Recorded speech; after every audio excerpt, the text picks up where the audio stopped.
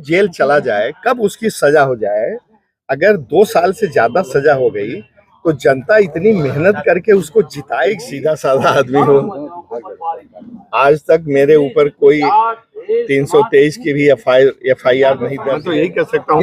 अब अंतिम दिन क्यों मिला? किसी को किसी दिन मिलता है, किसी को पहले मिलता है, घंटों का समय मिला, किसी को पहले मिलता है, करता है। सिंबल के साथ कब नामांकन करने जा रहे हैं? आगे जाएंगे कितनी बजे नामांकन करने पहुंचेंगे आप? तो आज नामांकन करने जा रहे हैं। हाँ, नामांकन अभी 1 बजे के बाद से भी समय। सांसद जी, रात में को कोऑर्डिनेटर आते हैं लखनऊ से, वो कहते टिकट नहीं कटा, हमारी मजबूत प्रत्याशी श्रृंखला है। अचानक रात में ऐसा क्या होता है जो आपको प्रत्याशी बना दिया? क्या ऐसा होता है? रात में क्या खेला? वो वही जानते हैं। आप भी तो सांसद की आवाज वो वही जानते हैं। शाम को आप भी तो सांसद की आवाज धंधे से क्या गए थे? मैं क्या बात ऐसी सूचना मैं नहीं गए। मैं किसी के यहाँ जा सकता हूँ, हम किसी को। हाँ, लेकिन आप इसको फिर से पता करिएगा। गया नहीं हूँ, कभी भी जा सकता हूँ। मुझे तो सबके सामने जाना है, हाथ जोड़ना है, याचना करना है, मुझे वोट देना है। लेकिन ये आपकी न्यूज की शाम को गए थे, ये एकदम गलत है। मैं जा सकता हूँ। हाँ, और हमारे प्रति मैं ये भी बताऊँ, चाहे कोई भी जिले का हो, सबका हमारे प्रति बहुत सॉफ्ट कार्य।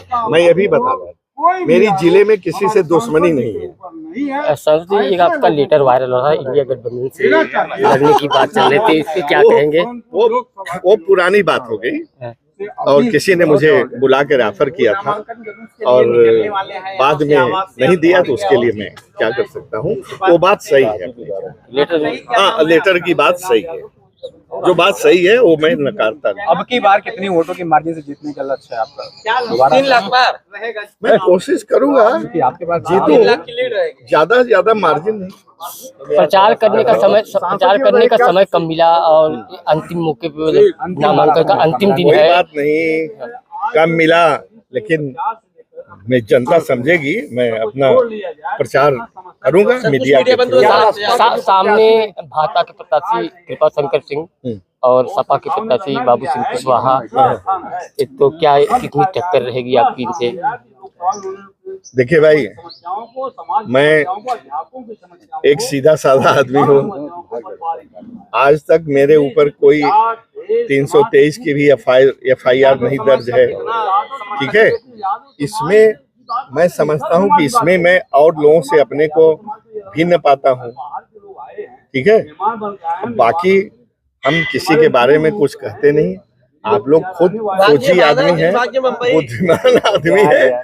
आप लोग इसको पता करें। क्या धनंजय सिंह और श्रृंखला आप प्रचार करेंगी? बड़ा सवाल, क्योंकि प्रत्याशी है बसपा से, आ जाएगा।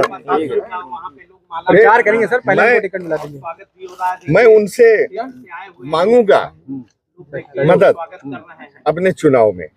ये उनके ऊपर निर्भर करता है और मुझे उम्मीद है कि जिससे मैं बात करूंगा, जिस तक अपनी आवाज को पहुंचाऊंगा, वो मेरी बातों को सुन करके मेरे प्रति नरम होगा, पिघलेगा। इस बात की मुझे पूरी उम्मीद है। इतनी लड़ाई और किससे आप समझ रहे हैं? इतनी लड़ाई और किससे?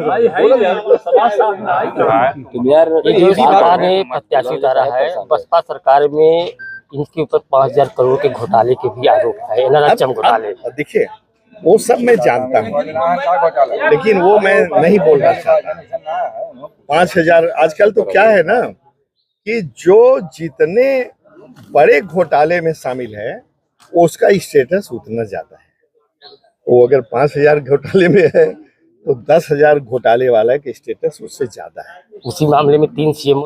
जनता को सोचना है कि जो आदमी 4 साल जेल में रहा, जैसा मुझे बताया गया, और मर्डर, CMO के मर्डर में इन्वॉल्व है, बेल पर है, कब वो जेल चला जाए?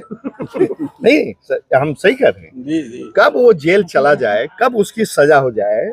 अगर 2 साल से ज्यादा सजा हो गई तो जनता इतनी मेहनत करके उसको जिताएगी, उससे भी हाथ धो बैठेगा। ऐसे में जनता से क्या अपील करना चाहेंगे कि क्या घोटाले बाद प्रत्याशियों को समर्थन करना चाहिए? जनता खुद समझे, हम क्या कहेंगे। हम अपनी बात रखेंगे, वो सबके बारे में जाने।